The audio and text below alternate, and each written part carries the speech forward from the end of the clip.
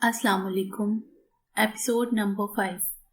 गाजी ने मुतरबा को ज़बरदस्ती पकड़ा हुआ था, वरना मुतरबा का बस चलता तो कब का उन लड़कों को मार मार कर उनका हाल बुरा कर देती।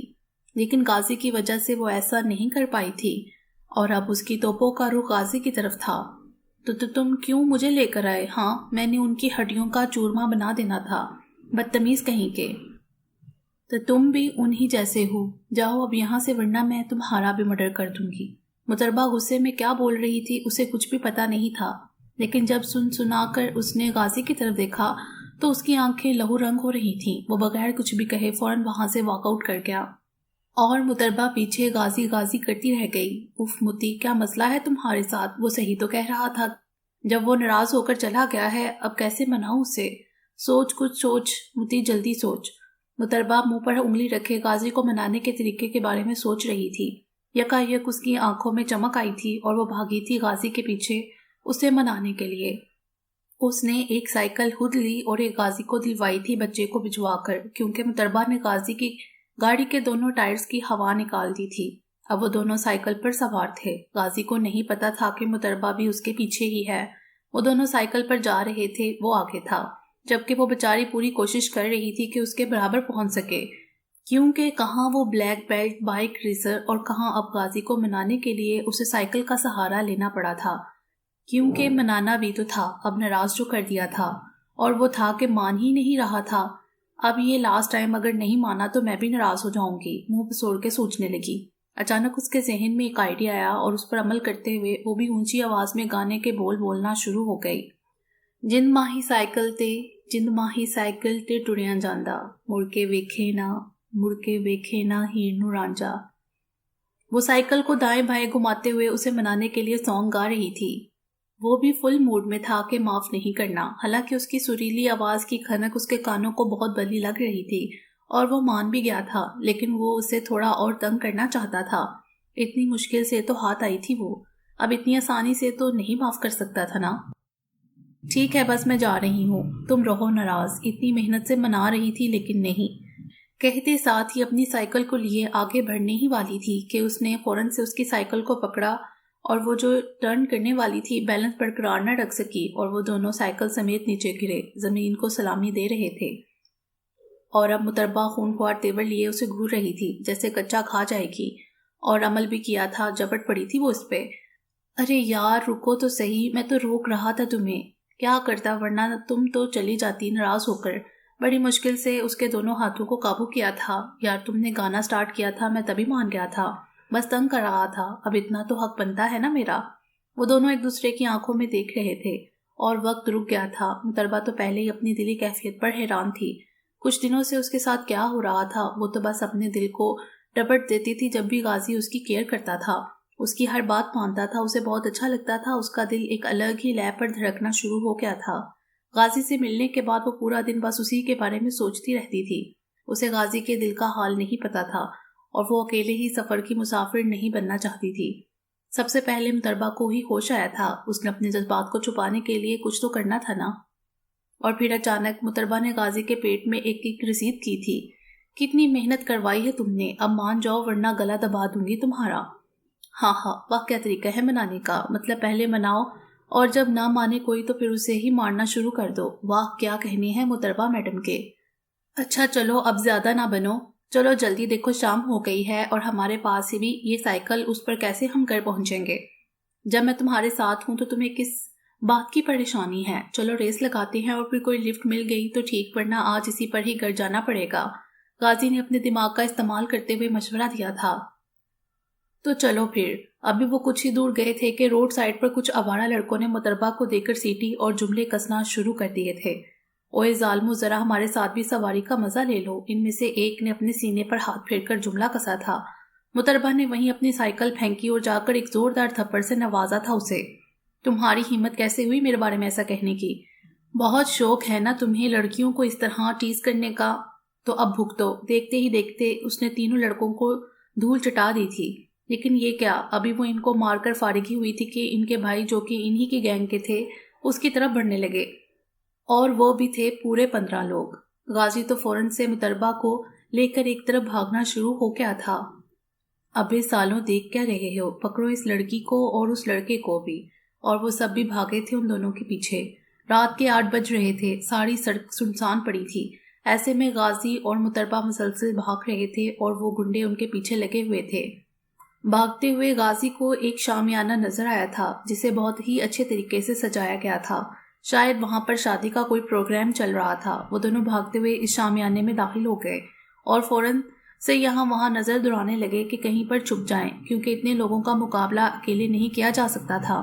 ابھی وہ انہی سوچوں میں تھے کہ ایک لڑکا آیا اور غازی کو اپنے ساتھ لے گیا اور لڑکی متربہ کو۔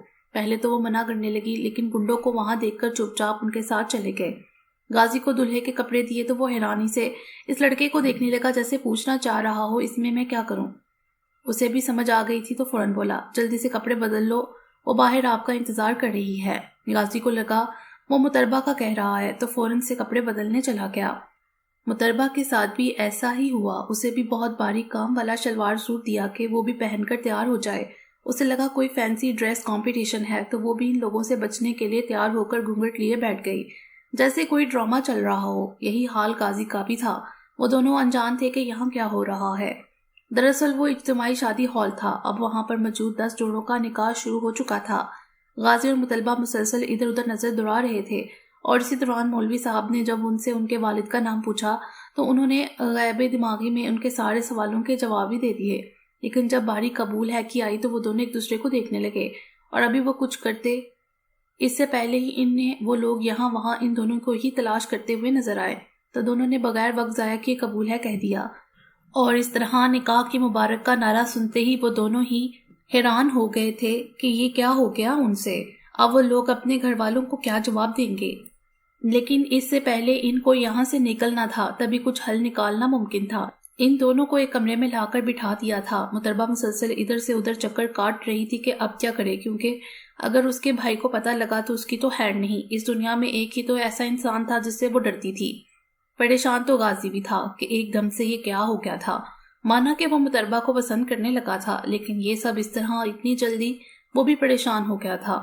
لیکن اس کے دل میں یک کونا سکون بھی تھا کہ جسے اس نے چاہا تھا قسمت نے اسے اس کے ساتھ ہی ہمیشہ کے لیے ایک بندھن میں باندھ دیا تھا۔ دیکھو غازی، یہ غلط ہے، یہاں جو کچھ بھی ہوا ہے اوکے، اس نکاح میں ہم دونوں کی مرضی شامل نہیں تھی تو یہ کیسے ہو سکتا ہے، اس لیے کچھ بھی نہیں ہوا ہے۔ بولو تم کیوں خاموش بیٹھے ہو؟ دیکھو متربہ، اب شادی تو ہو گئی ہے تو کیوں نہ اب ہم دونوں بھی مان ہی لیں اس شادی کو اور نئی شروعات کرنی چاہیے۔ متربہ تو غازی کی باتیں سن کر ہی حیران تھی، اب اس سے پہلے وہ اس کی ٹانگ توڑ دیتی۔ غازی کا کہکا گونجا تھا کمرے میں، متربہ تم نے اپنی شکل دیکھی ہے؟ یار مذاق کر رہا تھا، اب چلو ہمیں یہاں سے نکلنا ہے، 9 بج رہے ہیں اور تم پریشان مت ہونا، یہ رشتہ ہماری مرضی سے نہیں جڑا ہے، ہمارے درمیان تو اس کی کوئی ویلیو بھی نہیں ہے، ہم جیسے تھے دوست اب بھی ویسے ہی ہیں، چلو آ جاؤ، میں باہر جا کر چیک کرتا ہوں کہ راستہ صاف ہے نا۔ غازی کمرے سے باہر چلا گیا تھا، لیکن متربہ کے لیے ہزاروں سوچے چھوڑ گیا تھا۔ مجھے کیوں برا لگ رہا ہے غازی کا یہ سب کہنا، میں خود بھی تو یہی کہہ رہی تھی کہ یہ ایک انچاہا رشتہ ہے تو کیوں یہاں تکلیف ہوئی ہے۔ غازی کے لفظوں سے متربہ نے اپنے دل کے مقام پر ہاتھ رکھا تھا۔ نہیں، میں کمزور نہیں ہوں، میں تو بہادر ہوں، اور نہیں ہے اس نکاح کی کوئی بھی ویلیو، کہتے ہوئے وہ بھی غازی کے پیچھے باہر آئی اور راستہ صاف دیکھ کر وہ دونوں گھر کی طرف روانہ ہو گئے تھے۔ اب آگے کیا ہونے والا تھا یہ تو کسی کو بھی پتہ نہیں تھا۔ کیا آج سے ہی ان کے راستے الگ ہو جانے تھے یا شروعات ہوگی ایک نئے رشتے کی؟ بیا صبح اٹھی تو آپ نے آس پاس دیکھنے لگی، اسے نیند میں ایسا محسوس ہو رہا تھا جیسے کوئی ہے اس کے پاس، بہت پاس، اور وہ خود کو اس کی گرفت میں محسوس کر رہی تھی، گرفت ایسی کہ اس میں سے رہائی ناممکن ہو بیا کے لیے۔ اور جب اب وہ اٹھی تو یہاں ایسا کچھ نہیں تھا، لیکن وہ کلون کی خوشبو کو خود کے آس پاس محسوس کر سکتی تھی۔ اچانک سے بیا کو جلال یاد آیا تھا اور اس نے سہم کر ادھر ادھر دیکھا تھا، لیکن اس وقت کوئی بھی کمرے میں موجود نہیں تھا۔ وہ اپنے سارے خیالوں کو پسے پش ڈال کے اٹھی اور وضو کر کے نماز ادا کرنے لگی۔ پھر قرآن پاک کی تلاوت کر کے وہ مشی کے روم میں گئی اس کا حال پوچھنے، کیونکہ اسے پتا تھا اس وقت مشی حد سے زیادہ بور ہو رہی ہوگی۔ جلال عرف جمال آج شجاعت کے ساتھ اس کی میٹنگ میں موجود تھا۔ کچھ ہی دنوں میں اس نے شجاعت کا اعتبار جیت لیا تھا۔ اب شجاعت اسے اپنے سارے کالے دھندوں کے بارے میں بتاتا اور آج بھی یہی ہو رہا تھا۔ میٹنگ کے اختتام پر جلال اور شجاعت دونوں ایک ساتھ وہاں سے نکلے تھے۔ جلال شجاعت کو ایسے کہہ کر بلاتا تھا، ایسے میں بیا کو اپنے ساتھ شاپنگ پر لے کر جانا چاہتا ہوں۔ برخوردار تمہاری ہی امانت ہے، شوق سے لے کر جاؤ، اس میں پوچھنے والی کیا بات ہے؟ اوکے، بہت بہت شکریہ۔ جلال شجاعت کو انکل یہ کچھ بھی اور کہہ کر پاک رشتوں کی بے حرمتی نہیں کر سکتا تھا، اور بیا سے نکاح کے دن ہی وہ رخصتی کا ارادہ رکھتا تھا، لیکن یہ بات وہ نکاح والے دن ہی کرنے والا تھا تاکہ منع کرنے کی گنجائش ہی نہ بچے، کیونکہ اب وہ مزید بیا کو خود سے دور نہیں رکھ سکتا تھا۔ اگر وہ اب مزید جلال سے دور رہی تو جو بھی وہ اتنی مشکل سے اپنے آپ کو سنبھال رہا تھا بکھر جائے گا، اور اسے صرف بیا ہی سمیٹ سکتی ہے۔ شجاعت کو اس کے گودام کا سارا مال دکھانے کے بعد جلال کا رخ اب اس کے ساتھ افندی ویلا کی طرف تھا، کیونکہ اب اس نے بیا کو لے کر جو جانا تھا شاپنگ پر، لیکن اس سے بھی زیادہ اسے انتظار تھا بیا کے تاثرات کا، جو کہ جلال کو دیکھ کر اس کے حسین چہرے کا احاطہ کرنے والے تھے۔ یہ سوچ کر ہی اس کے وجیح چہرے پر ایک دل موہ لینے والی مسکراہٹ در آئی تھی۔ وہ کوئی عام مسکراہٹ نہیں تھی، وہ مسکراہٹ زندگی سے بھرپور مسکراہٹ تھی، جو کہ صرف اس کی بیا کے ذکر پر ہی جلال کے چہرے پر دیکھنا نصیب ہوتی تھی۔ انہی سوچوں میں وہ لوگ گھر پہنچے تھے، لیکن شجاعت آمنہ بیگم کو بیا کا جلال کے ساتھ شاپنگ کے بارے میں بتا کر واپس جانے کا پلان بن گیا تھا، تو وہ وہیں سے واپس چلے گئے، جبکہ جلال آمنہ بیگم کے ہمراہ راہداری سے ہوتے ہوئے گھر کے اندر داخل ہوا۔ جیسے ہی وہ اندر آیا، اسے کچن سے بیا کی آواز آنے لگی۔ آمنہ بیگم اسے ہال میں بٹھا کر خود مشی کو آواز دینے پر اس کے کمرے میں چلی گئیں، جبکہ جلال سیدھا کچن کی طرف آ گیا تھا، جہاں بیا آرام سے کوکنگ میں مصروف تھی۔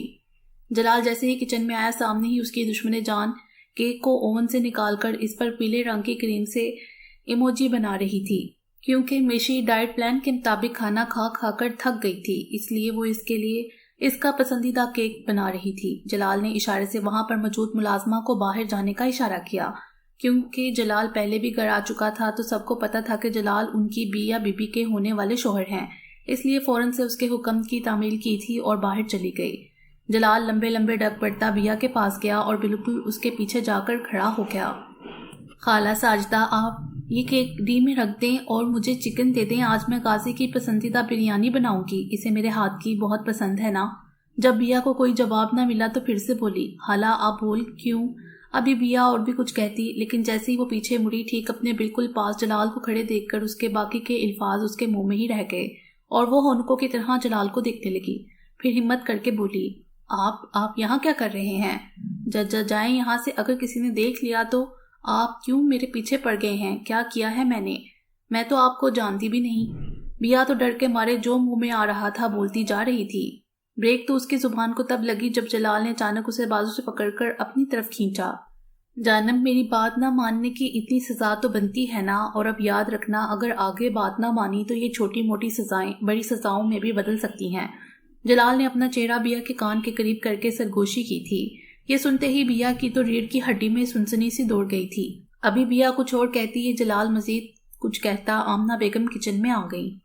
جلال فوراً سے بیا سے دور ہوا تھا۔ بیا بچے، جمال آپ کو شاپنگ پر لے جانے آئے ہیں، آپ جاؤ جلدی سے عبایا پہن کر آ جاؤ، ٹائم سے جاؤ گے تو جلدی آؤ گے نا، جاؤ بچے شاباش۔ بیا تو حیرانگی سے اپنی ماں کی بات سن رہی تھی، جیسے سمجھنے کی کوشش کر رہی ہو کہ وہ کیا کہہ رہی ہیں، وہ کیوں کسی غیر کے ساتھ اسے بھیج رہی ہیں، اور آمنہ بیگم کو بھی اپنی غلطی کا احساس ہو گیا تھا تو فوراً بولی، سوری بیٹا، میں نے بتایا نہیں، یہ ہے جمال جن سے جمعہ کو آپ کا نکاح ہے، آپ ابھی جاؤ ان کے ساتھ شاپنگ پر، اوکے بیٹا میری پیاری بچی۔ جمال آپ تب تک میرے ساتھ آئیں جب تک بیا بھی آ جائے گی۔ جمال اور آمنہ بیگم چلے گئے اور بیا غیر دماغی کی کیفیت میں اپنے کمرے میں گئی اور عبایا پہن کر باہر آئی۔ اس کے دماغ میں ایک جنگ چھڑی ہوئی تھی۔ جلال بیا کی دلی کیفیت کو سمجھتا تھا، اس نے سوچ لیا تھا وہ بیا کی الجھن کو سلجھا دے گا۔ جلال نے بیا کے لیے فرنٹ ڈور اوپن کیا۔ جب بیا بیٹھ گئی تو خود بھی ڈرائیونگ سیٹ سنبھال لی۔ جانب، اب اتنی خاموشی کیوں؟ کچھ بات تو کرو نا تاکہ میرے بے چین دل کو قرار آ جائے۔ میں کیا کہوں؟ ماما نے کہا تھا کہ جمال ایک شریف لڑکا ہے، اور آپ تو… بیا کو خود پتہ نہ چلا وہ کیا بول گئی ہے۔ جب اسے اپنی بات کا احساس ہوا تو فوراً سے اپنے لبوں پر ہاتھ رکھ گئی اور جلال کی طرف دیکھنے لگی جو کہ اسے ہی دیکھ رہا تھا۔ پھر مصنوعی غصے سے گھویا ہوا، تو تمہارا مطلب ہے میں شریف نہیں ہوں؟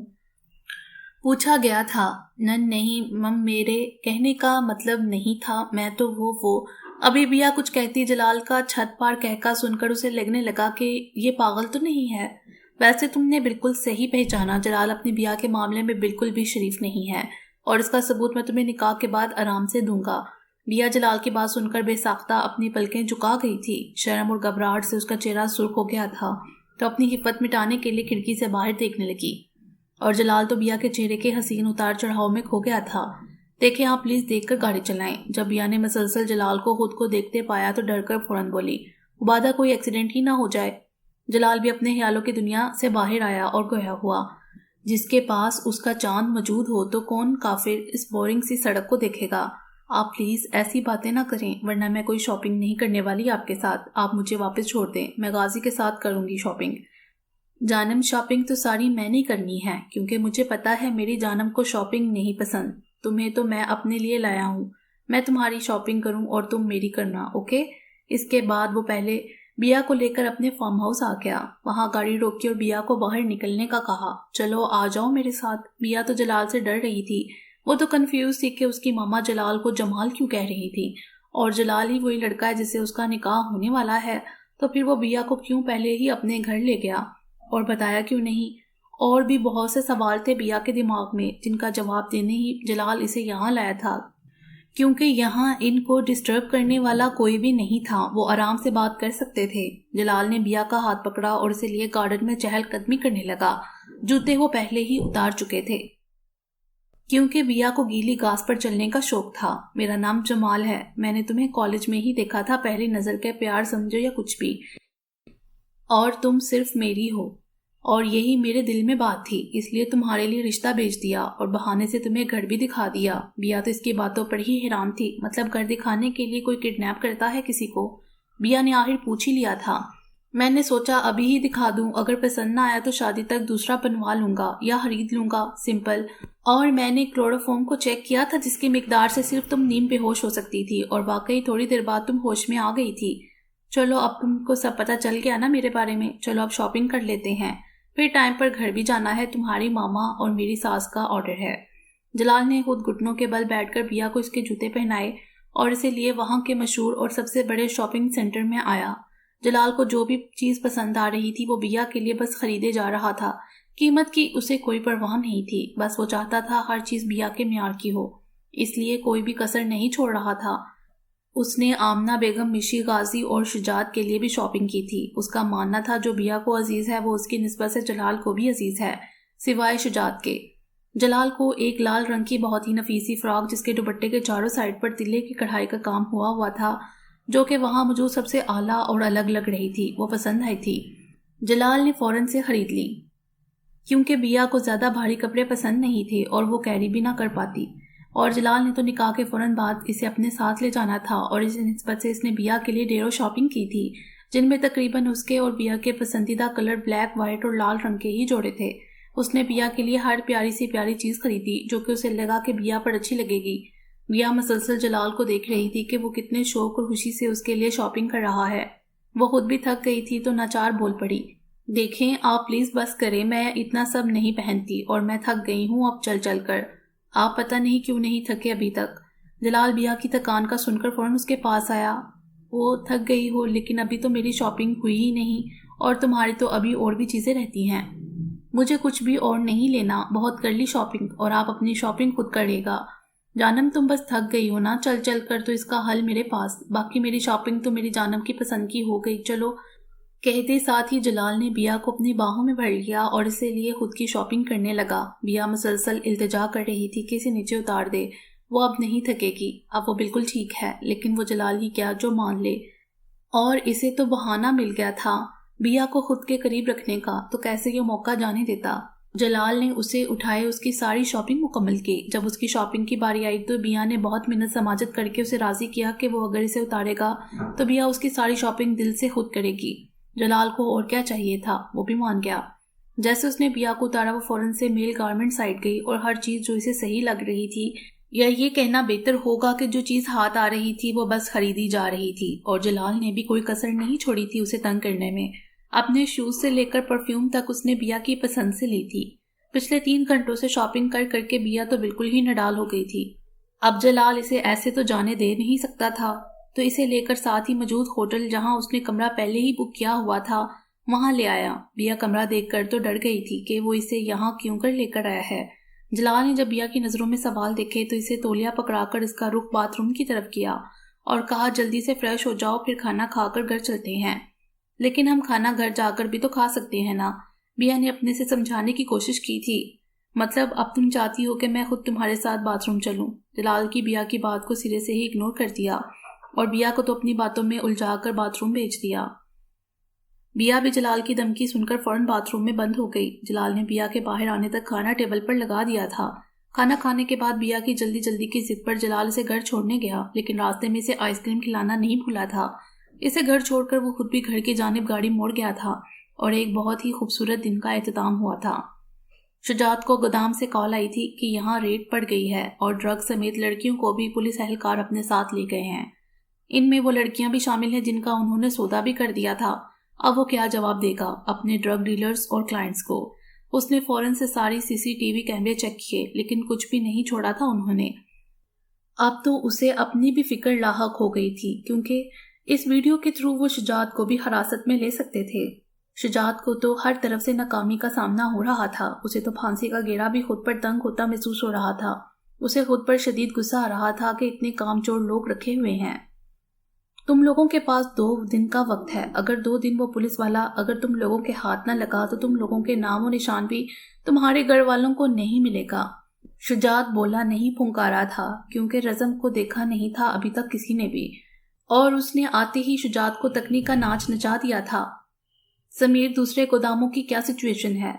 صاحب، وہاں پر ابھی تک کسی کی نظر نہیں پڑی، لیکن جلدی سے ہمیں وہ سب وہاں سے شفٹ کر لینا چاہیے۔ یہ نہ ہو کہ وہاں پر بھی ریڈ پڑ جائے۔ اور باقی کے جو ہمارے دوسرے شہروں میں گودام ہیں ان کی کیا خبر ہے؟ وہ بھی ابھی تک سیف ہیں، لیکن کوئی DJ نام کا گنڈا ہے، اس کی بہت دہشت ہے۔ وہ ڈرگ کی اسمگلنگ میں تو کچھ نہیں کہتا، لیکن جب اسے لڑکیوں کا یہ کہیں بھی پتہ لگتا ہے وہ سب کی نسلیں ختم کرنے پر تل جاتا ہے۔ ہمیں اس سے بچ کر رہنا ہوگا۔ آخر یہ ہو کیا رہا ہے؟ کبھی وہ 2 کوڑی کا پولیس والا تو کبھی یہ DJ۔ یہ دونوں تو مجھ پر کسی عذاب کی طرح نازل ہوئے ہیں۔ جاؤ تم لوگ دفع ہو جاؤ، اور جہاں سے ہو جسے بھی ہو مجھے اگلی ڈیل کر کے لڑکیاں لا کر دو۔ ویسے بھی عورت مارچ ہے، سب لڑکیاں اپنی آزادی کے لیے باہر نکلی ہوں گی۔ جاؤ اٹھا لو ان لڑکیوں کو، ذرا ہم بھی انہیں تھوڑا آزادی کا مزہ چکھا دیں، اور وہ بآسانی تم لوگوں کو مل جائیں گی نئی اور خوبصورت دوشیزائیں۔ حباست سے کہتے اس نے سگریٹ کا آخری کش لیا تھا اور اسے اپنے پیر کے نیچے مسل دیا تھا۔ غازی اور متربہ اس دن کے بعد سے ایک دوسرے کے سامنے آنے سے کتراتے تھے۔ مشی نے ہی متربہ کو فون کر کے بیا کے نکاح پر انوائٹ کیا تھا، اور 2 دن بعد بیا کا نکاح تھا۔ متربہ کلاس لے کر باہر نکلی تو اس کا سامنا غازی سے ہوا تھا۔ وہ اپنے دوستوں سے باتیں کرتا ہوا متی کی طرف ہی آ رہا تھا، لیکن غازی سامنے سے متی کو آتے دیکھ کر ایکسکیوز کرتا ہوا متی کی طرف گیا، جو کہ راہ فرار ڈھونڈ رہی تھی۔ تم بھاگ کیوں رہی ہو مجھ سے؟ یار متی، بات تو سنو۔ متی جو جانے لگی تھی غازی کی بات سن کر وہیں رک گئی۔ دیکھو متی، نہ تم اس نکاح کو مانتی ہو نہ ہی میں، تو آخر کیا مسئلہ ہے؟ کیا ہم پھر سے ویسے ہی دوست بن کر نہیں رہ سکتے کیا؟ متی نے جب غازی کی بات سنی تو تھوڑی دیر کے لیے خاموش ہو گئی۔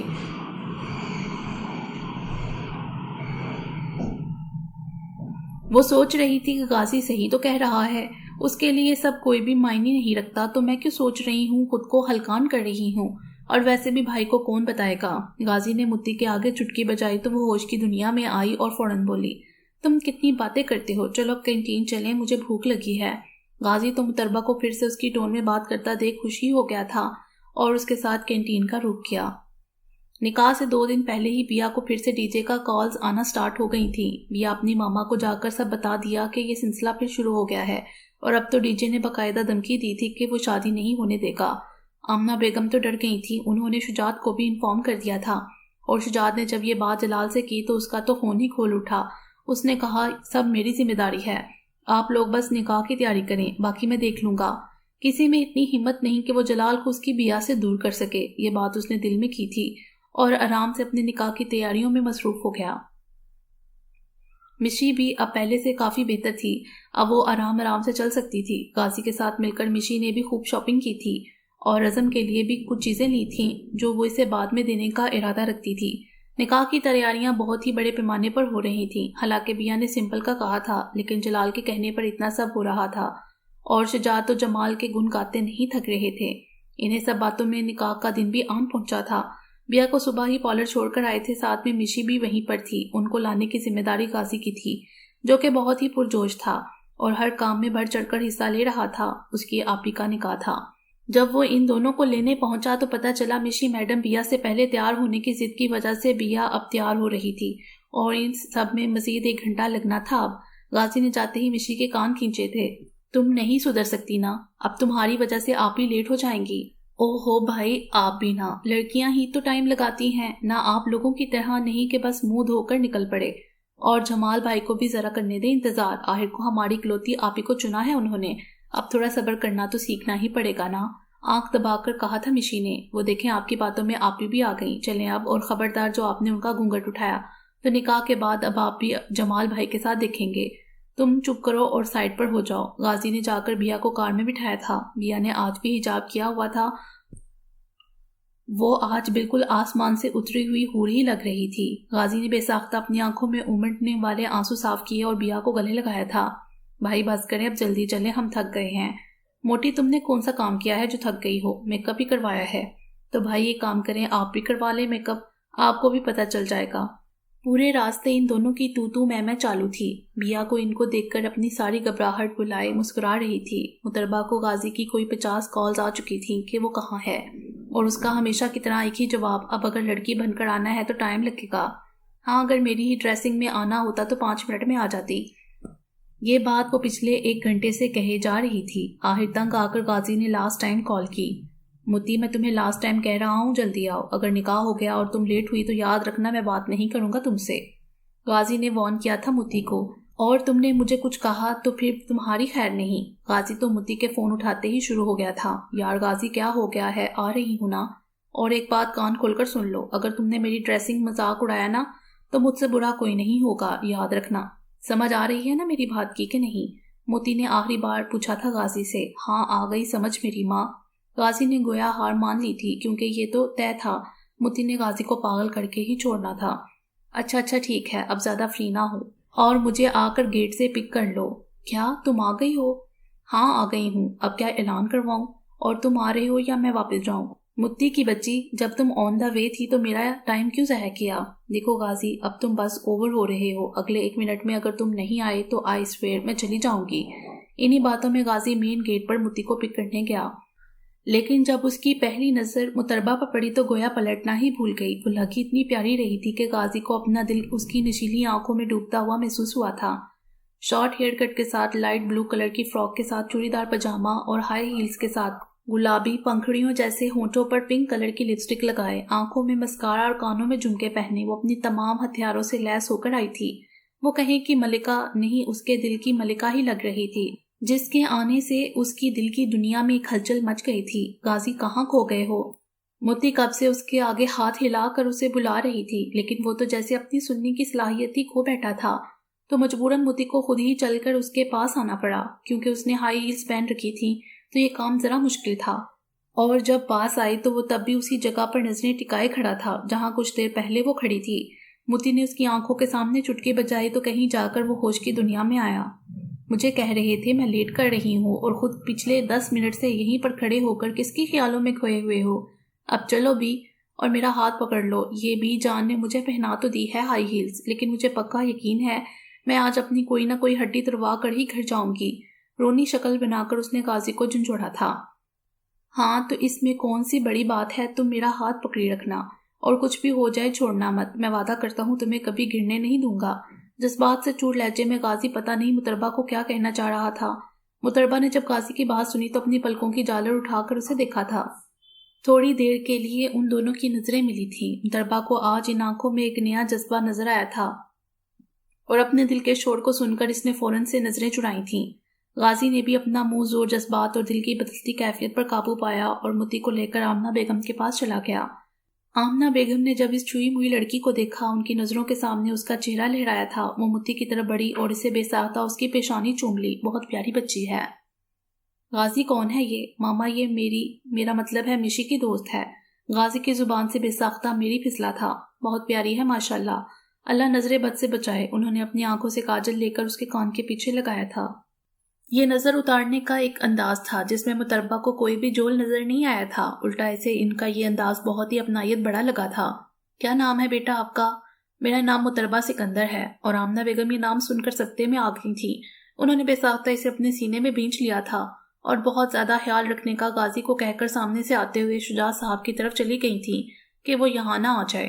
محتربہ بھی خوشی خوشی غازی کے ساتھ جا کر سب سے مل رہی تھی اور غازی متی کو ہی دیکھے جا رہا تھا۔ جب متی کی نظر سامنے پڑی تو اسے لگا اس کی روح ہی پرواز کر جائے گی، کیونکہ سامنے کوئی نہیں جلال تھا، اس کا جلالی بھائی۔ او تیری کی، بھائی کا نکاح ہے آج، اگر بھائی نے ابھی مجھے یہاں دیکھ لیا تو بغیر کسی کی پرواہ کیے وہ مجھے پیٹ دیں گے۔ ہائے متی بھاگ۔ متی فوراً سے منظر سے غائب ہوئی تھی۔ کوئی بھروسہ نہیں تھا جلال کا کہ وہ محتربہ کو یہاں دیکھ کر کیسے ری ایکٹ کرتا، تو ابھی جانا ہی بہتر تھا۔ چھپ کر اس نے نکاح کی رسم دیکھی اور فوراً سے گھر آ گئی، کیونکہ جلال کے سامنے جانا اور اسے سوال کرنا یہ حق تو کسی کے پاس نہیں تھا، اور جس کے پاس تھا وہ تو بے خبر تھی۔ بیا کو لے جا کر ایک کمرے میں بٹھا دیا، وہاں سب گھر کے ہی لوگ تھے۔ پھر غازی مولوی صاحب کے ساتھ کمرے میں آیا اور نکاح شروع کروایا۔ اتنے میں شجاع صاحب کا فون رنگ کر اٹھا۔ وہ فون سننے باہر گئے اور جاتے ہوئے اشارہ کر گئے کہ نکاح کی تقریب آگے بڑھائی جائے، اور سب کی دعاؤں میں بیا نے نکاح نامہ پر دستخط کیے، لیکن دستخط کرتے ہوئے مسلسل بیا کے ہاتھ کانپ رہے تھے۔ آمنہ بیگم نے بیا کے ہاتھ پکڑ کر رکھا تھا اور غازی اور مشی بھی بیا کے پاس آ کر بیٹھ گئے۔ بیا تو مسلسل آنسو بہانے میں مصروف تھی۔ بیا بیٹے دستخط کر دو میری پیاری بیٹی۔ ماما میں کیسے بیٹا، ہم سب ہیں نا، اور ابھی صرف نکاح ہے، رخصتی تھوڑی نہ کر رہے ہیں۔ چلو میرا بہادر بچہ سائن کر دو۔ بیا نے بہت مشکل سے سائن کیے تھے نکاح نامہ پر، اور سائن کرتے ہی آمنہ بیگم کے گلے لگ کر رونا سٹارٹ کر دیا تھا۔ بس میرا بچہ، چلو مشی آپ ہی کو پانی پلاؤ، پھر تھوڑی دیر میں باہر لے کر بھی جانا ہے۔ مشی نے بیا کو پانی پلایا اور غازی مولوی صاحب کو لے کر جلال کے پاس اس کے دستخط لینے چلا گیا۔ جیسے ہی جلال نے بھی نکاح نامہ پر سائن کیے، ہر طرف مبارکباد کا شور اٹھا تھا۔ سب نے مل کر نئے جوڑے کے لیے دعا میں ہاتھ اٹھائے۔ جب جلال کی نظر سامنے اٹھی تو اسے کچھ بھی یاد نہ رہا کہ کون کون ہے یہاں، وہ تو بس بیا کو دیکھ کر محبوط ہو گیا تھا۔ بیا آج سچ میں آسمان سے اتری کوئی حور ہی لگ رہی تھی، جلال کی حور، اور صرف جلال کی حور۔ جلال کو جو دیکھ کر زیادہ خوشی ہوئی تھی وہ بیا کا حجاب تھا۔ آج بھی اس نے اپنے آپ کو سب کی نظروں سے محفوظ رکھا ہوا تھا، صرف جلال کے لیے۔ آخر کو اب وہ اس کا مجازی خدا جو ٹھہرا تھا۔ جلال کسی ٹرانس کی کیفیت میں اٹھا اور بیا کے آگے اپنا ہاتھ کیا تاکہ اسے سٹیج پر چڑھنے میں مدد کر سکے۔ بیا کنفیوز ہو کر ادھر ادھر دیکھنے لگی کہ مشی نے اس کے کان میں سرگوشی کی تھی۔ آپ ہی کیا ہوا، جیجو کب سے ہاتھ آگے کر کے کھڑے ہیں، ہاتھ دو اپنا ان کو۔ اور مشی نے ہی بیا کا ہاتھ پکڑ کر جلال کے ہاتھ میں دے دیا تھا، جسے جلال نے بڑے آرام سے تھاما تھا اور بیا کو لے کر اپنے ساتھ سٹیج پر بٹھا دیا تھا۔ بیا بے شک حجاب میں تھی، لیکن پھر بھی اس پر گھبراہٹ طاری تھی، اس کا ہاتھ مسلسل کانپ رہا تھا۔ جلال نے بیا کا وہی ہاتھ اپنے ہاتھ میں لیا تھا اور دونوں ہاتھوں سے دبایا تھا۔ کیوں اتنا پریشان ہو رہی ہو، میں ہوں نا تمہارے پاس، تو ڈرنے کی کوئی بات نہیں ہے۔ جانم تھک تو نہیں گئی ہو؟ اگر تھک گئی ہو تو چلو بس ختم کرتے ہیں سب، تم جا کر آرام کرو۔ نہیں میں بھی ٹھیک ہوں۔ یا تو بوکھلا ہی گئی تھی یوں جب سب کے سامنے، جب جلال نے اس کا ہاتھ پکڑا تو، اور یہ جلال کتنے مزے سے کہہ رہی ہیں تھک گئی ہو تو چلو، سب کیا کہیں گے یہ نہیں سوچا۔ اور ہماری بیا صدا کی ڈرپوک فوراً سے اپنا ہاتھ چھڑوایا تھا، جو کہ جلال چھوڑنے کا دل نہیں تھا، لیکن بیا کی حالت کے پیش نظر اس نے اس وقت اس کے ہاتھ کو آزادی بخش دی تھی۔ بیا نے بھی فوراً سے اپنا ہاتھ اپنے دوپٹے کے پلو میں چھپا لیا تھا، کیا بھروسہ جلال پھر سے ہی نہ پکڑ لے۔ بیا کی حرکت پر جلال کے لبوں پر تبسم بکھرا تھا۔ جلال پورے فنکشن میں صرف بیا کو ہی دیکھ رہا تھا، اسے ہر نظارہ پھیکا لگ رہا تھا، کیونکہ دنیا کا سب سے حسین نظارہ تو اسے اپنے ہی بغل میں موجود تھا، تو اس کی نظریں بھلا کہیں اور کیوں جاتی۔ اور جلال کی نظروں کی تپش محسوس کرتے ہوئے بیا کا دل چاہ رہا تھا وہ بس کہیں غائب ہو جائے، لیکن جلال بھی ڈھیٹ ثابت ہوا تھا، اس نے بھی اپنی نظروں کا زاویہ نہیں بدلا تھا، وہ بھی بس بیا کو ہی دیکھے جا رہا تھا۔ جو بھی بیا اور جلال کی جوڑی کو دیکھ رہا تھا رشک کر رہا تھا، دونوں کی جوڑی پر، دونوں کی جوڑی بالکل چاند سورج کی طرح جو تھی۔ وہاں پر موجود ہر لڑکی کی نظر اس مغرور شہزادے پر تھی، جو کہ سب کو فراموش کیے بس بیا کے دیدار میں ہی مصروف تھا۔ جیجو کیا ہو گیا ہے، اب آپ ہی کی ہیں، آپ تو نظریں ہی نہیں ہٹا رہے ہیں، دیکھیں تو ذرا ہماری آپ ہی بیچاری بھی تھک گئی ہیں۔ جلال نے جیسے ہی مشی کی بات سنی تو غور سے بیا کو دیکھا، جو کہ بظاہر تو گھونگھٹ میں تھی، لیکن پھر بھی جلال کو محسوس ہوا کہ وہ بہت تھک گئی ہے، تو جلال فوراً اٹھا اور بیا کو بھی اپنے ساتھ ہی اٹھا لیا اور اس کا ہاتھ مشی کے ہاتھ میں دیا تاکہ وہ اسے کمرے میں لے جائے اور بیا کچھ دیر آرام کر لے۔ مشی بیا کو لے کر کمرے میں آ گئی۔ جیسے ہی وہ کمرے میں آئی، کمرے کی کھڑکی سے کسی نے ایک پتھر اندر پھینکا تھا، جسے دیکھ کر بیا بھی ڈر گئی تھی اور مشی بھی۔ مشی نے فوراً سے اپنے بابا اور غازی کو بلایا تھا، جب جلال بھی ان کے ساتھ کمرے میں آیا تھا اور پتھر میں موجود چٹ کو کھولا تھا، جس میں صاف صاف لکھا تھا کہ تم نے میری دھمکی کو صرف دھمکی ہی لیا نا، اب پچھتانے کے لیے تیار ہو جاؤ۔ اب جو بھی ہوگا اس کے ذمہ دار شجاعت افندی صرف اور صرف تم ہوگے، اور رہی بات بیا کی، اسے میں حاصل کر کے رہوں گا، چاہے اس کے لیے مجھے کسی کی جان ہی کیوں نہ لینی پڑے۔ تمہارا خیر خواہ دیجیے۔ جب بیا نے یہ سب سنا تو تھکاوٹ تو اسے پہلے ہی تھی، یہ سب سن کر وہ اور پریشان ہو گئی کہ پہلے تو صرف اسے تنگ کیا جا رہا تھا، اب اس کی فیملی کو بھی تھریٹ ملنا شروع ہو گئے۔ یہ سوچتے ہی بیا غازی کی باہوں میں جھول گئی تھی۔ بیا بیا کیا ہوا؟ بیا کو جلال فوراً سے بیا کی طرف بڑھا تھا۔ غازی بیا کو لے کر دوسرے کمرے میں جاؤ۔ بیا کو کمرے میں لٹا کر انہوں نے فوراً ڈاکٹر کو کال کی تھی۔ ڈاکٹر نے دوائی لکھ کر دی تھی اور بتایا کہ تھکن اور پریشانی کی وجہ سے بے ہوش ہوئی ہے، ابھی تھوڑی دیر میں ہوش آ جائے گا۔ جلال، شجاعت، غازی اور آمنہ بیگم ایک کمرے میں موجود تھے۔ انکل، میں بیا کو ایسے یہاں نہیں چھوڑ سکتا، اب تو اور لوگ بھی آپ کو تھریٹ کر رہے ہیں، ایسے میں بیا کا یہاں رہنا ٹھیک نہیں، میں آج ہی رخصتی چاہتا ہوں۔ اور ویسے بھی بیا نے ہوٹل میں ہی سٹے کرنا تھا نا، تو وہ میرے ساتھ گھر میں کر لے گی سٹے، اور میں بیا کے معاملے میں اب کوئی بھی رسک نہیں لے سکتا۔ آمنہ بیگم اور شجاعت کو بھی جلال کی بات صحیح لگی تھی، لیکن غازی پریشان ہو گیا تھا۔ لیکن ماما، ہم ایسے کیسے آپ ہی کو بیچ سکتے ہیں؟ کیوں نہیں بیچ سکتے؟ جلال اب بیا کا شوہر ہے، اور ویسے بھی وہ صحیح کہہ رہا ہے، جب یہاں سب ٹھیک ہو جائے گا تو بیا کو دھوم دھام سے رخصت کریں گے اور ولیمہ بھی کر لیں گے، ایسے میں اکیلی لڑکی کا یوں ہاسٹل میں رہنا صحیح نہیں ہوگا۔ شجاعت نے بھی آمنہ بیگم کی بات سے اتفاق کرتے ہوئے رخصتی کی اجازت دے دی تھی۔ جلال تو خوشی سے جھوم اٹھا تھا، اس کی خواہش جو پوری ہو گئی تھی، اسے اس کے صبر کے پھل کے طور پر اس کی بیا مل گئی، ہمیشہ ہمیشہ کے لیے۔ اسے پتہ تھا بیا ناراض ہوگی، لیکن وہ اسے منا لے گا، اور سب کی دعاؤں میں بیا رخصت ہو کر جلال کے ساتھ پہلی فلائٹ سے کراچی کے لیے روانہ ہو گئی تھی۔ یہ تو جلال کو ہی پتا تھا کہ کیسے اس نے بیا کو سنبھالا تھا، ورنہ بیا تو رخصتی کے نام پر ہی پھر سے بے ہوش ہو گئی تھی۔ آمنہ بیگم اور غازی نے بھی اتنا سمجھایا، مشی نے بھی بہت پیار سے اپنی آپی کو اپنی باتوں میں لگا دیا تھا، یوں وہ مانی تھی، اور اب اپنے مجازی خدا کے ساتھ اپنی زندگی کے نئے سفر کی طرف گامزن تھی۔ رزم جب نکاح میں آئے تو مشی کی خوشی کا کوئی ٹھکانہ نہیں تھا۔ وہ جلدی سے حال میں آئی تاکہ رزم کو اپنی تیاری دکھا سکے۔ رزم کی جب نظر مشی پر پڑی تو کچھ پلوں کے لیے وہ سب کچھ بھول گیا تھا، وہ تو بس یک ٹک مشی کو دیکھے جا رہا تھا۔ مشی اسکن کلر کی میکسی میں موجود تھی جس پر بھاری کام ہوا تھا، اور اس کے ساتھ ہمیشہ کی طرح وہ میچنگ حجاب میں موجود تھی۔ رزم کی دنیا تو بس اسی ایک لمحے میں رک سی گئی تھی۔ اس کے دل نے ایک بیٹ مس کی تھی، لیکن اگلے ہی لمحے ہی جب اسے یہ یاد آیا کہ وہ کہاں ہے اور مشی کس کی بیٹی ہے، تو اس نے خود پر ایک نیا ہول چڑھا لیا تھا، نفرت کا ہول۔ اس نے فوراً اپنی نظروں کا زاویہ بدلا تھا۔ وہ کیسے دشمن کی بیٹی پر دل ہار سکتا تھا جس نے اس کی ہنستی کھیلتی فیملی کو دشمنی کی آڑ میں تباہ کر دیا تھا، اور نہ صرف تباہ کیا تھا، اس کی پھول جیسی بہن سے اس کی ساری معصومیت بھی چھین لی تھی، وہ بھی بڑی بے دردی سے۔ تو کیسے وہ اپنے دل کو بھڑا کرتا؟ اتنا ظرف نہیں تھا اس میں، لیکن اگر شکار کو پھانسنا ہے تو جال تو بچھانا ہی تھا، جو کہ اب رزم مشی کے لیے بچھا رہا تھا۔ مشی رزم کے پاس آئی تھی اور انتظار کر رہی تھی کہ وہ اس کی تعریف کرے گا، لیکن رزم نے تو بس مبارکباد دی تھی نکاح کی، اور خود جلال کی طرف بڑھ گیا اسے مبارکباد دینے۔ اس سے ملنے کے بعد رزم فوراً ہی واپس چلا گیا، کیونکہ وہ شجاعت کی شکل نہیں دیکھنا چاہتا تھا، پھر وہ خود پر قابو کھو دیتا، اس لیے ابھی جانا ہی بہتر تھا۔ اور مشی اپنا سا منہ لے کر رہ گئی۔ وہ کل کالج میں رزم سے بات کرنے کا ارادہ کر کے بیا کی طرف گئی، جو کہ اسٹیج پر بیٹھی گھبرا رہی تھی۔ دن کیسے گزر رہے تھے پتہ ہی نہیں چل رہا تھا۔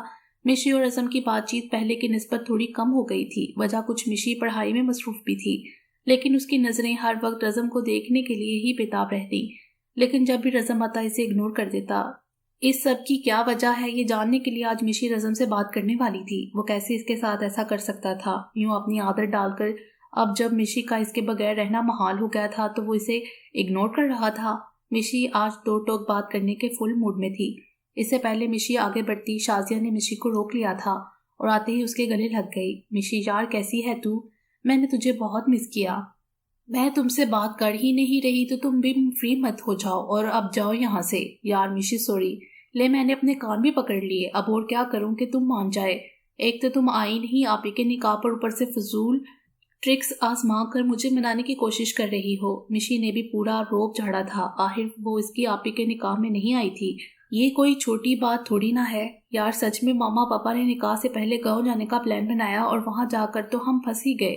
میری چچی تو اتنی چلاک ہے، وہ تو زبردستی میری شادی کسی کے ساتھ کرنے والی تھی۔ بہت مشکل سے بابا ہمیں واپس لے کر آئی ہیں، اور آتے ہی میں کالج آئی تھی تو پتہ لگا کہ تمہاری آپی کا نکاح ہو گیا، اور اب پھر سے مجھے گھر میں کام کی وجہ سے آف لینا پڑا ہے یونی سے۔ और इतना सब हो गया। मिशी भी परेशान हुई थी, लेकिन ये परेशानी सिर्फ कुछ ही सेकंड की साबित हुई थी। फिर भी इतनी जल्दी माफ़ी नहीं मिलेगी। मिशी की डिक्शनरी में माफ़ी नहीं सज़ा होती है। अब तुम कान पकड़ने के साथ उठन बैठक भी करो। और शाजिया कोस रही थी उस लम्हे को जब उसने कान पकड़े थे। ना वो कान पकड़ती और ना मिशी को उठन बैठक का आइडिया आता। मरती क्या ना करती, शाजिया ने उसके कहने पर अमल किया, तब जाकर मिशी मानी। अब वो दोनों कैंटीन की तरफ जा रही थी कि अचानक शाजिया की नज़र रज़म पर पड़ी, जो कि लैला के साथ हंसते हुए बातें करते जा रहा था। उसने फौरन कोहनी मारकर मिशी को उस तरफ मतवजा किया। मिशी ने जब वहां देखा तो उसे शदीद हैरत के साथ साथ गुस्सा भी आया था कि मुझसे तो बात करने तक का टाइम नहीं है और यहाँ गप्पे हांकी जा रही हैं। इससे पहले कि मिशी आगे जाती, शाजिया ने उसे रोक लिया। मिशी, तू पागल है क्या? कहाँ कहाँ जा रही है? करने दे उनको बातें, आखिर उनकी शादी होने वाली है, तो वो जो चाहे करे। शादी? क्या बकवास कर रही हो? तुम्हें पता भी है क्या कह रही हो? क्या हो गया मिशी, तू ठीक तो है ना? क्या तुझे नहीं पता कल सर रज़म और लैला की एंगेजमेंट थी, इसीलिए सुबह से उतराती फिर रही है? वैसे किस्मत तो देखो इस जलील की, कितना हैंडसम बंदा मिला है। शाजिया इस बात से बेखबर के मिशी के दिल पर क्या गुजर रही है। रज़म के गुण गाए जा रही थी और लैला की किस्मत पर रश कर रही थी। और मिशी, उसे तो यकीन ही नहीं आ रहा था कि क्या उसकी मोहब्बत की उम्र इतनी छोटी थी। अभी तो उसने कुछ महसूस भी नहीं किया था। अभी तो प्यार की कोंपल खिली थी और अभी ही वो मुरझा गई। ऐसे कैसे मुमकिन है कि किसी एक को 20 सहरा में तड़पता छोड़कर क्या कोई दूसरा खुश रह सकता है? ये सब सवाल मिशी के जहन में गर्दिश कर रहे थे। वो बहुत कुछ गलत सोच रही थी, जबकि वो ये सब सोचना नहीं चाहती थी। अपने दिल और दिमाग को झूठे दिलासे देते हुए उसने खामोश करवाया था और रज़म को टेक्स्ट किया था, शाजिया, मैं घर जा रही हूँ, मेरी तबीयत थोड़ी ख़राब है। बगैर शाजी की कोई भी बात सुने मिशी वहाँ से भाग गई थी और फौरन से करीबी कैफे में जाकर रज़म का वेट करने लगी। रज़म जब वहाँ आया तो मिशी फौरन से उसके पास गई और जाते ही एक थप्पड़ रसीद किया था रज़म को।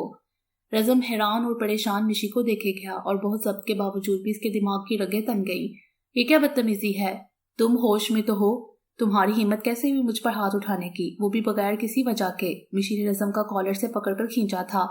आपकी हिम्मत कैसे हुई मुझे धोखा देने की? मुझसे चिकनी चुकड़ी बातें करके मुझे अपना आदी क्यों बनाया? जब एंगेजमेंट उस लैला से करनी थी तो क्यों मुझे इतनी हसीन दुनिया दिखाई?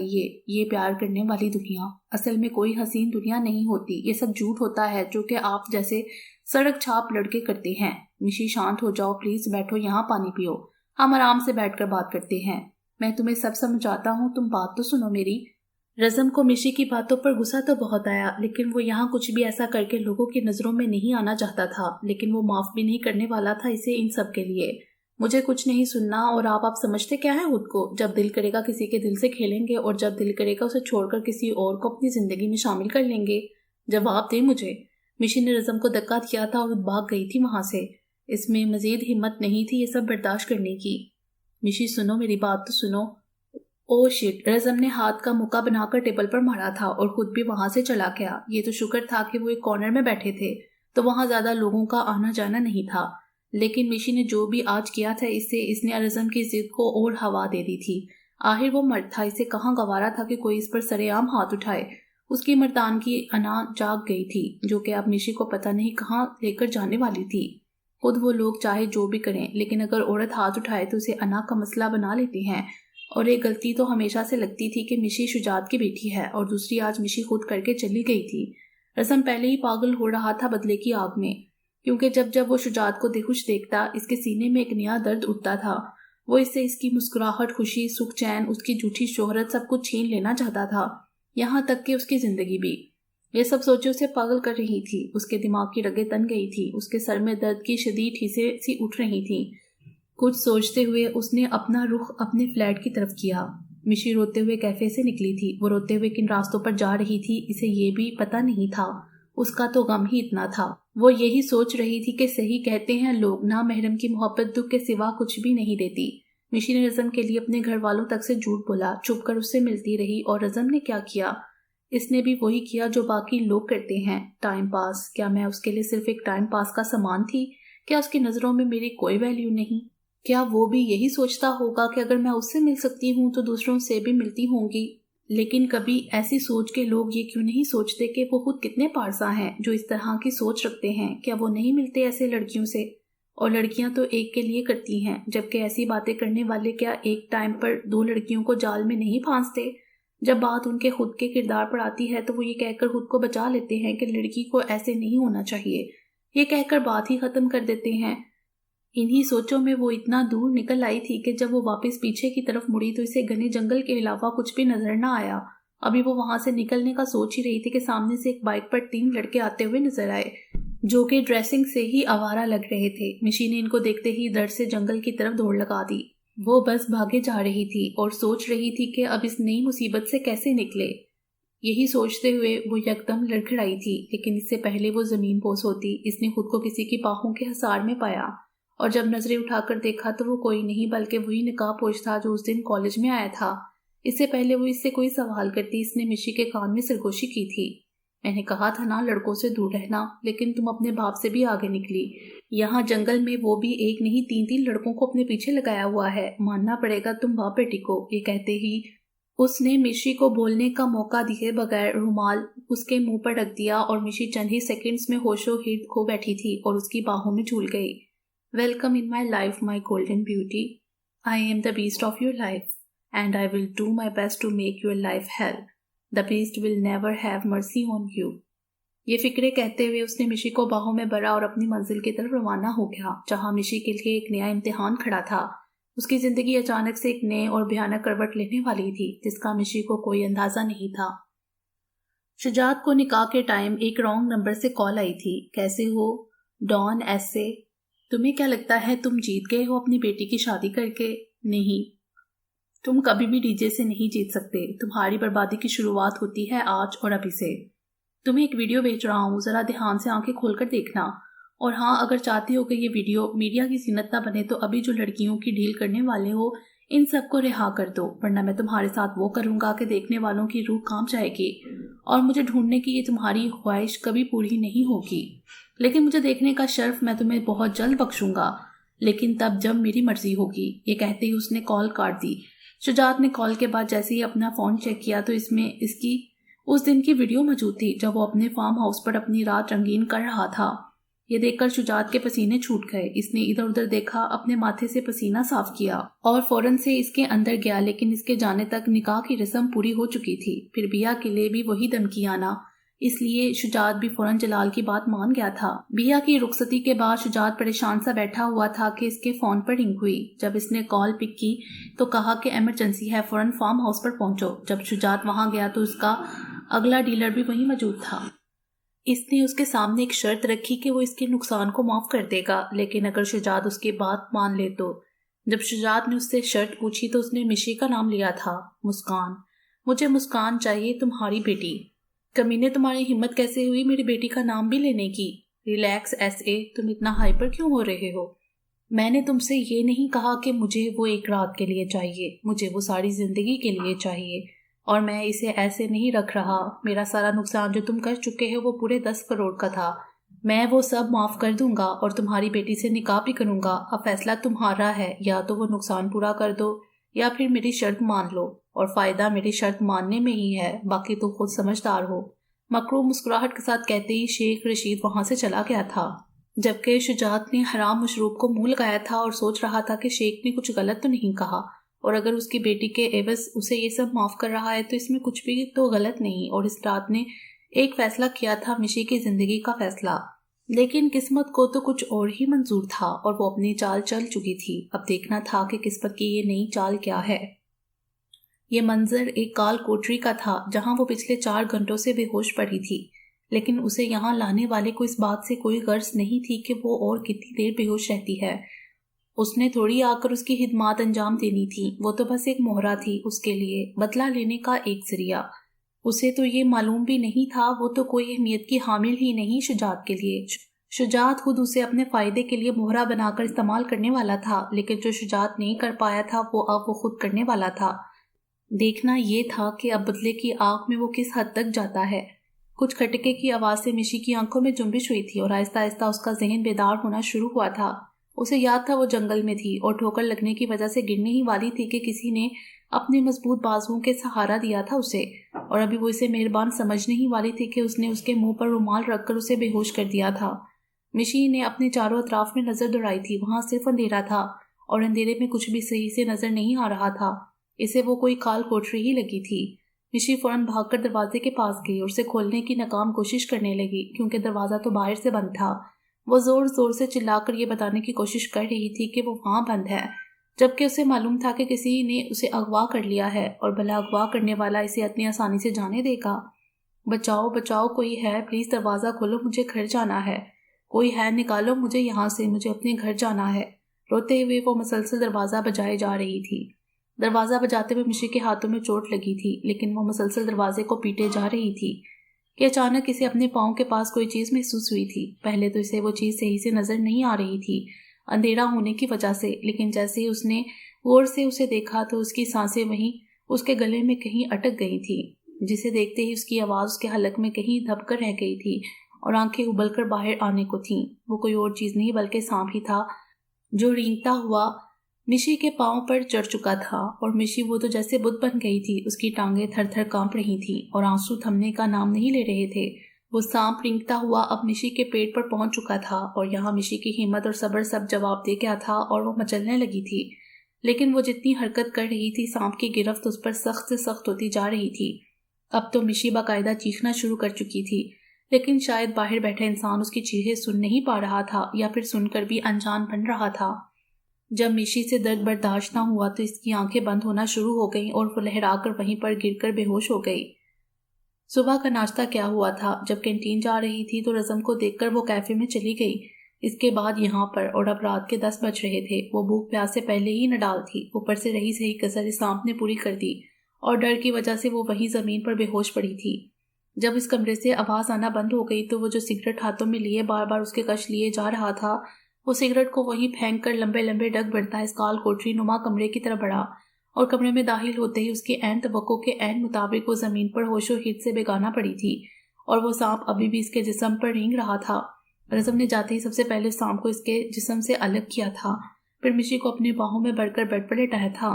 اس کے بعد جب اس کی نظر اس کے چہرے پر پڑی تو اسے وہاں ڈر کے علاوہ اور کوئی رنگ نہ نظر آیا تھا۔ وہ شاید خواب میں بھی سانپ کو خود پر محسوس کر رہی تھی۔ ایسا ہوا ہی پہلی بار تھا اس کے ساتھ اسے اتنی تکلیف دی کسی نے، ورنہ وہ تو چلبلی سی لڑکی گھر بھر کی لاڈلی تھی۔ رزم نے اس کے چہرے کو دیکھ کر نظریں چرائی تھیں، لیکن اگلے ہی لمحے جب اسے وہ سب یاد آیا جو اس کی فیملی کے ساتھ ہوا تھا تو اس کے چہرے کے تاثرات اور تن گئے تھے۔ اگر مشی بے قصور ہے تو اس کی فیملی کا بھی تو کوئی قصور نہیں تھا۔ کیا بگاڑا تھا کومل نے کسی کا جو اس کے ساتھ یہ سب کیا شجاعت افندی نے؟ اور اس کی ماں نازمہ بیگم، وہ تو سب سے محبت کرنے والی تھی، نرم دل، خوش اخلاق، ان کا کیا قصور تھا؟ ان کا کوئی قصور نہیں تھا، لیکن ان کو سزا ملی۔ مشی نے بے شک کچھ نہیں کیا، لیکن اس کی غلطی، اس کی زندگی کی سب سے بڑی غلطی یہ ہے کہ وہ شجاعت افندی کی بیٹی ہے، اس کے گناہ گار کی بیٹی۔ یہی سوچتے ہوئے وہ کتنی دیر ایک زاویے میں بیٹھے مشی کو دیکھے جا رہا تھا۔ اسے خود بھی اندازہ نہیں تھا، اس سے پہلے وہ کچھ اور کرتا۔ اسے محسوس ہوا مشی کا جسم کانپ رہا ہے، شاید وہ ابھی تک کسی خوف کے زیر اثر تھی۔ رزم مشی کے پاس ہی گھٹنوں کے بل بیٹھ گیا اور مشی کے ہاتھ کو اپنے ہاتھ میں لے کر سہلانے لگا۔ اس عمل سے تھوڑی دیر بعد مشی کے جسم کی جنبش بند ہو گئی تھی۔ اسے نیند میں ہی کسی اپنے کا ہونے کا احساس ہوا تھا، اس لیے وہ ریلیکس ہو گئی تھی۔ لیکن رزم کی نظر تو اٹک ہی گئی تھی۔ اس کی نظر مشی کی گردن پر موجود تل پر ٹھہر سی گئی تھی۔ وہ ٹرانس کی کیفیت میں اپنی انگلیوں سے اس کے تل کو چھو کر محسوس کرنے لگا کہ مشی کے بے جان وجود میں حرکت ہوئی تھی۔ اس سے پہلے وہ مشی آنکھیں کھولتی رزم نے خود پر قابو پایا تھا اور اسی ہاتھ سے مشی کی گردن پر دباؤ بڑھایا تھا۔ مشی جو ابھی ہوش کی دنیا میں آ ہی رہی تھی کہ اچانک اسے اس کی گردن پر دباؤ محسوس ہوا، جیسے کوئی اپنی پوری طاقت سے اس کا گلا دبا رہا ہو۔ اسے لگا وہ سانپ ابھی تک اس کے جسم پر ہی ہے اور اب اس کے گلے پر ہے۔ مشی نے چیختے ہوئے اپنے ہاتھوں سے اسے اپنے گلے سے ہٹانے کی کوشش کی اور پٹ سے اپنی آنکھیں کھولی، لیکن اپنے سامنے اسی نقاب پوش کو دیکھ کر وہ اور پریشان ہو گئی تھی اور اپنے ہاتھوں سے اس کے سینے پر وار کرنے لگی کہ وہ اس کے گردن کو چھوڑ دے۔ وہ مسلسل خود کو چھڑوانے کی کوشش کیے جا رہی تھی، وہ تو جیسے آج اس کی جان نکال کر ہی دم لینے کا ارادہ رکھتا تھا۔ اچانک سے اس نے مشی کو چھوڑا تھا اور مشی کا سر پیچھے بیڈ پر جا کر لگا تھا اور فوراً سے اٹھ کھڑا ہوا اور انگلی اٹھا کر وارن کرنے لگا، اب تک تمہیں اتنا تو پتہ لگ گیا ہوگا کہ مجھے تمہارے جینے یا مرنے سے کوئی فرق نہیں پڑتا، اس لیے بغیر کوئی ہوشیاری کیے چپ چاپ نکاح نامہ پر دستخط کر دینا، ورنہ اگلی بار سانپ ہوگا اور نہ ہی میں تمہیں اتنی آسان موت دوں گا۔ موت ایسی ہی ہوگی کہ تمہاری روح بھی کام جائے گی، اور نہ کرنے کی کوشش تو کرنا مت، کیونکہ میں نے کبھی نہ نہیں سنا، تو تجارتی ہو کر کیا کیا کر سکتا ہوں۔ امید ہے بغیر کسی چون چا کے تم سائن کر دو گی نا؟ وہ بولا نہیں دھاڑا تھا اور مشی نے فوراً سے ہاں میں گردن ہلائی تھی۔ رزم فوراً کمرے سے باہر چلا گیا تھا۔ پیچھے مشی جو کب سے اپنے آنسو روکے بیٹھی تھی وہ برسنا شروع ہو گئے تھے۔ وہ تو اپنی قسمت پر ماتم کر رہی تھی۔ آج ہی اسے رزم کی منگنی کی بات پتہ لگی اور آج ہی اتنا سب ہو گیا تھا۔ وہ ایک مصیبت سے نکل کر دوسری میں پھنس گئی تھی۔ باقی انشاءاللہ اگلی ویڈیو میں۔ امید ہے آپ کو یہ ویڈیو پسند آئی ہوگی۔ ہمارے چینل کو سبسکرائب کریں اور بیل آئیکن کو پریس کر دیں ہمارے چینل کے لیٹسٹ اپڈیٹس حاصل کرنے کے لیے۔ شکریہ۔